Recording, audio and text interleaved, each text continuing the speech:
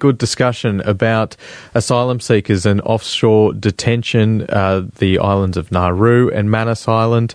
We interviewed Madeline Gleeson about her book Offshore, and I really thank you for all of your considered feedback yesterday. And then last night I'm looking at the news and I see the headline, another asylum seeker has died. A Bangladeshi refugee died of a suspected heart failure on Nauru. And no one really knows why. Some people say it's because he may have taken an overdose of paracetamol in an attempt to take his life. But because the information is scarce, we're not sure. Today we thought we'd follow up that discussion by talking about how we settle refugees in our region. Today the Maitland-Newcastle Catholic Diocese is holding a luncheon focusing on our response to refugees and how we can help people who are granted residence here. Better settle them in their new homeland, which, obviously is very different to what they've previously experienced, both with the new language and culturally. President of the Refugee Council of Australia, Philip Glendenning, and Executive Director of Refugee Legal, David Manne, are my guests. They're the guests of the luncheon today, and they're with me now. Good morning, guys. Good morning. Good morning. I suppose we can't start without addressing what happened last night. There's another death, it seems, in offshore detention. Look, it's another tragic death of someone who came to our country seeking safety as a refugee, was forced against their will to another country, to Nauru, and has been housed in extremely inhumane circumstances, and it's another person who has tragically lost their life. And what we're looking at with the situation in Nauru and Manus Island is not only just this profound inhumanity and cruelty to people, but also people subjected to such terrible circumstances that some people are now dying, and we've seen this recently in other circumstances. And if you think about it, part of the reality is that when you're locked up for an indefinite period, a prolonged period, you don't know when you're going to get out. That has massive implications, well documented, on people's psychological and psychiatric state. If you go to prison, you know when you're going to get out. You've got a line that you're heading for. If you go into mandatory detention, you've got no idea when you'll get out, and that has, as we've seen, tragic consequences upon people. And I can tell you, having our agency having acted for many people in those circumstances, where with essentially a policy of suffering with no end in sight, is the despair it causes can be crushing. And that's what we're looking at here with these situations, people that have lost hope because of a policy that really is designed to break people. Yeah, it's got to stop. One of the things reading the Offshore book is that it's all allegations. It's all allegations. There's very little fact, but the bulk of allegations would suggest that there is a major problem. And the reports coming from the staff are that there's a lot of suicide attempts, and the headline on the death of this Bangladeshi man in Nauru reads that he died of heart failure. Yet, reading into it, some of the staff say, well, that heart failure is due because he's taken a whole lot of paracetamol in an attempt to kill himself. Now, should this information be verified? We need more facts, don't we? Yeah, and the public have to be told. This whole exercise has been shrouded in secrecy. This is the billions of dollars that are being spent, provided by our taxpayers, by people listening to this program today. They have a right to know how those taxes are used and what the implications are in situations like Nauru.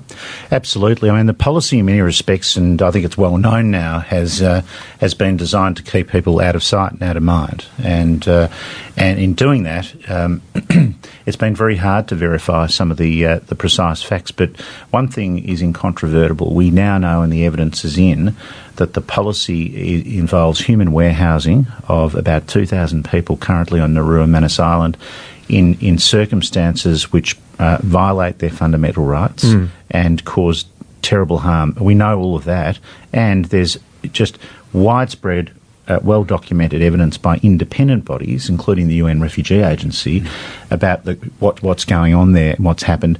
I should also just add, too, that there is a brilliant new film that has just been released, a documentary called Chasing Asylum, and that goes inside in a way that we've never really seen on Nauru. The footage, the secret footage, and there's a lot of it, shows that precisely what is going on. And it's not only an extraordinary and real humanist tale, I think, a humanist documentary, but it also has a lot of testimony from people who've been held on Nauru, and also a lot of testimony from whistleblowers, people that on the front line trying to help to keep people alive. I don't want to harp on about it too much because we did speak about it a lot yesterday, and you guys are here, I suppose, to talk about how if somebody does get approval to settle in Australia, how they are resettled, I suppose. And that's a bit of a concern for some people. Diane in Raymond Terrace texted in yesterday saying, you know, I don't want these people in my country, and mentioned things like ISIS and genital mutilation and a lot of negative things associated with Islam. That's a huge barrier, isn't it? Well, it doesn't have to be. I mean, the bottom line, if you think about it, there's a lot of hot and heat in this, and not a lot of light. Only 1% of the people who seek protection around the world at the moment get protection. There are 60 million people who are displaced in refugee-like situations. Only 1% of those people get resettled. It's hardly likely, it's extremely unlikely, that a terrorist who is someone who's highly trained, someone's put a lot of money and a lot of skill into them to do destructive things around the world, is going to go and opt to sit in a refugee camp on the off chance that they would be in the 1% that would get resettled out. It doesn't happen that way. It doesn't happen that way. So the facts are the people that are coming to Australia from Syria are people who have been waiting in camps, who have been processed by the UNHCR and also by the Australian Department of Immigration. When they come to this country, they need to be supported. They need to be provided a place where that says to them, you're welcome, rather than to be sort of demonised that they might be hidden terrorists, because the facts tell us the opposite. Mm. Yeah, the facts don't support the fear, but the fear is real. And I would say to Diane, and I know I really understand the concern and the fear that she and many others hold in Australia. What I would say to that is that the facts don't support it, as Phil said, but I think it points to something else, and that is that what we need in this country, and we haven't had in this country for a very long time, is a real dialogue about how we want to go in our response to refugees. Instead, we've had this presentation as if it's a binary. You either have open borders and a free-for-all, or we stop the boats and have Fortress Australia. But the truth of it is, it doesn't have to be a binary. We can actually be humane, fair, balanced in our approach. But what we have to do, I think, part of the critical aspect of this real dialogue that we need to have in the country is actually to not dismiss the views of people like Diane and others that may, for example, differ with myself and Phil, not dismiss these people as ignorant or as rednecks or as, you know, warlords of darkness, but actually, nor to dismiss people who disagree with them as bleeding heart purists, but to try and come together as a country, as a community. And have a proper dialogue. Exactly have a proper dialogue, taking into account the genuine interests and anxieties which exist in our community. So true. Yeah. And we particularly certainly on boats. tried to achieve that yesterday on the program on 12:33. That's good, because the fear gets whipped up. The fear doesn't happen by accident. It gets created.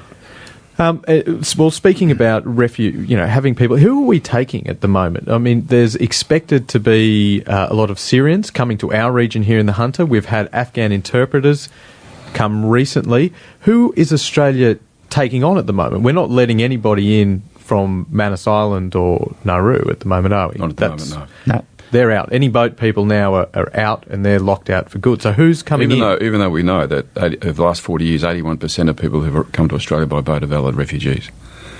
So there are valid refugees on Nauru and Manus. We know that. Processing tells us that. About 400 odd already on Manus, and they have a right to be resettled somewhere. But that isn't the government policy at the moment. Not at the moment, so no. who are we taking now? Well, they come from all around the world. I mean, people who get particularly processed through the UNHCR in places from places like Jordan, from places like Lebanon, from places in Iraq even. We've had Afghan people come, but they've got to leave Afghanistan, of course. You can't seek asylum. It's one of the myths. You can't seek asylum in your own country. You have to leave your country. So people from camps in places like Pakistan, from Malaysia, people who would be Rohingya, people who would be, as I said, Afghan Hazara in particular. Yeah, Syrians. People from Somalia, You know, there's often this myth that there's some kind of orderly queue, isn't there? That you got to go put your papers in in Kabul. Yeah, a queue is something you get on the end of, expecting you get to at the beginning of, expecting you get to the end of it. What you actually get, given the 1% who get resettled, is a ticket in a lottery. That's what you get. That's right. It's not like in a supermarket where you get served eventually. It's not like outside a footy stadium. You get in. No, it's there are no such queues in that sense. But one thing I think is really important to note too is that anyone who comes here under the resettlement program, who's brought in by plane under the resettlement program, undergoes very, very rigorous checks. First, to work out whether they need safety, need protection, and then secondly, goes through rigorous security checks and the like, and health checks to make sure that all of the regulations in Australia are met. And so people that are coming here have been through very, very stringent checks before they get here. They're people who need help. Yeah, and I should add that over the last 40 years or so, Australia's got a really good record of resettling refugees, and particularly in places like the Hunter. You know, we've got a good record. Can I just add on the record? I just think it's very important to note here, we talk a lot about the problems of the policy. One thing that we've lost sight of in this country is that one of the golden threads of our modern history is actually as one of the great promoters of human rights and one of the great countries promoting refugee intake. Over 800,000 people since the Second World War, over 800,000 refugees have been resettled here, and it is, to my mind, one of the golden threads of our history. Yeah, amen. What are some of the significant issues that people face once they get here, once they step off the plane and become new migrants? How can we help integrate people into our society to make them more welcome? And because one of the biggest problems is isolation, isn't it? Is kind of a rejection, and then people end up in ghettos. That's what happened with the Vietnamese, with the Lebanese, and you end up with issues. Obviously, they need support to feel included, to be welcomed. People need assistance with language. Our resettlement agencies are very good, provide a lot of that. But the people, the punters in our country who have got a good record historically of welcoming people need to do precisely that. It takes a number of years for people to feel fully integrated, and I think the rest of us just need to be empathetic, because if I was dropped in the middle of Somalia at the moment, I know that I'd be struggling for the first year or two, A, to communicate, B, to find someone else who spoke my language. Possibly to survive. And to survive, yeah, and it's a bit similar. There's a reverse cultural thing that goes on. But again, I'll come back to the history of it. The Vietnamese actually, as a community, is one of the great success stories, and they're one of many in our country. I mean, I live in Melbourne, right? I tell you, the Vietnamese community have made such a remarkable contribution to and not just through food, not those standard things, but through in so many other ways. So I actually think the thing that we've forgotten again is that our resettlement service is integrating people that is gold standard worldwide. We are considered world leaders in how we treat people who we bring in, and we do it brilliantly.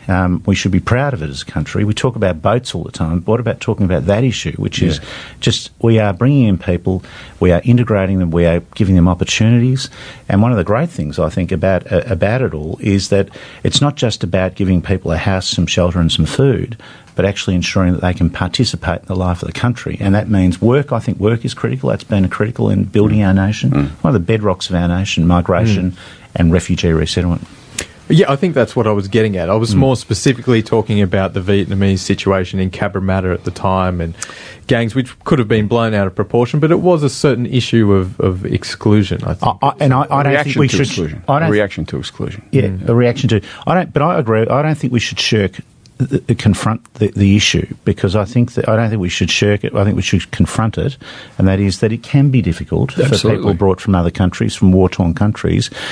But that's the history around the world, that people do face difficulties, but the people that come here have a driving determination, and that is to rebuild their lives and to be part of our community, and that's actually what's dominating our history. Yeah, and look, we don't want to gloss over those difficulties, because it is difficult. People come from utterly traumatised background.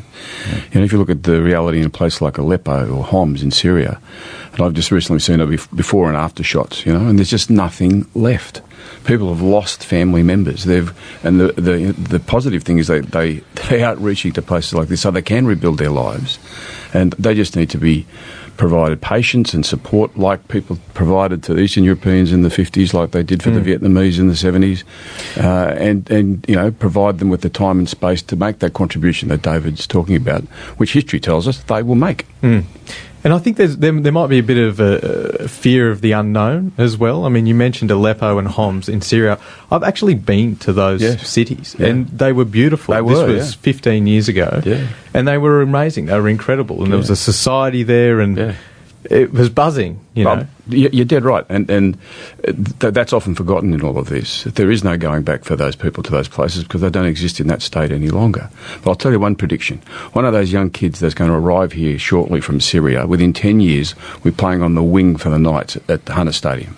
And his sister will be studying medicine or law at the University of Newcastle because that's what happens in Australia. The other day, I was at a conference, and a young woman came up to me who's studying law, and she said, "Are there any opportunities?" "Are there any opportunities?" She said, studying law, any opportunities to volunteer? And she said, "I want to be a human rights lawyer." And I said, "There sure are." And she said, "Yeah." And I asked her a bit about her background. She came by boat 10 years ago as a kid. I mean, you know, and she wants to, and she's doing law, and she's outstanding individual. And 5 minutes away from 10 on 12:33 ABC Newcastle. The President of the Refugee Council of Australia, Phil Glendenning, and the Executive Director of Refugee Legal, David Manne, are my guests at the moment, speaking at a luncheon. Just on another thing, we've had claims previously from, a refugee here in the Hunter that the settlement programs simply welcome people at the door, they sign them up to government assistance, and they don't get help to get jobs outside of, manual labour and tasks like this when they really want to excel in other fields. Is this an issue? I think it is an issue. I don't think, and again, I think if we can do better, we should, and I think that it is an issue, but I don't think it actually characterises the whole program. Yeah, I mean, this guy had a degree and was very successful in his homeland, but he was working in a chicken factory, and there's nothing wrong with working in a chicken factory, but he had aspirations to follow his career path. And given the aspirations and the ambition he's got, you would hope in a society like this he'll get to that point. Re-entry is difficult for people. Often they're quite prepared because they're prepared to work so hard. They'll do anything initially, but if there are situations like that and he requires more support, well, that needs to be communicated to organisations like ours who can encourage others to step in and provide that assistance. It's not perfect, but it's pretty good on the whole. What is organisations like yours, the Refugee Legal and the Refugee Council of Australia? What's your role? Well, the Refugee Council picture? of Australia is the peak body of all the agencies that represent or work with asylum seekers and refugees in Australia and the refugee communities themselves.